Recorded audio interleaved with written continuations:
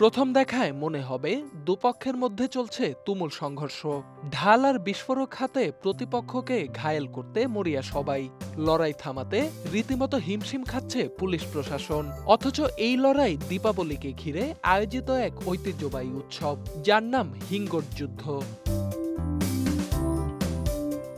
ভারতের মধ্যপ্রদেশের ইন্দোর জেলায় প্রতিবছর হিঙ্গট যুদ্ধ পরিণত হয় রণক্ষেত্রে।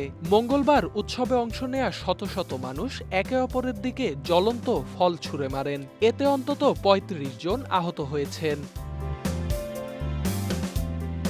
হিঙ্গট যুদ্ধ মধ্যপ্রদেশের গৌতমপুরা অঞ্চলের শতাব্দী পুরনো এক ঐতিহ্য, যা দীপাবলির পরের দিন উদযাপন করা হয়। হিঙ্গট হল হিঙ্গরিয়া গাছের ফল, যা দৈর্ঘ্যে ১৫ থেকে ২০ সেন্টিমিটার আর দেখতে অনেকটা ছোট নারিকেলের মতো। এই যুদ্ধে গৌতমপুরার বাসিন্দাদের নিয়ে গঠিত তুররা দল প্রতিদ্বন্দ্বিতা করে পার্শ্ববর্তী রুঞ্জি গ্রামের কালঙ্গি দলের সঙ্গে।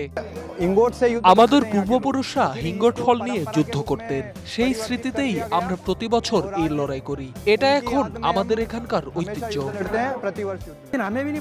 এর শুরুটা কিভাবে হয়েছিল আমরা কেউ জানি না। শোনা যায় আমাদের পূর্বপুরুষরা মুঘলদের সঙ্গে যুদ্ধ করেছিলেন হিঙ্গট নামের এই ফল দিয়ে। তখন থেকেই এটা রীতি হয়ে গেছে। স্থানীয়দের কাছে এটি কেবল খেলা নয়, বরং পূর্বপুরুষদের বীরত্বের প্রতীক। প্রতি বছরই এই যুদ্ধে বহু মানুষ আহত হন, কখনো আবার প্রাণও হারান কেউ কেউ। তবুও প্রতি বছর দীপাবলির পরের দিন গৌতমপুরা জেগে ওঠে এক উন্মাদনায়, শত বছরের সেই আগুনের উৎসবে। Dhaka express desk report.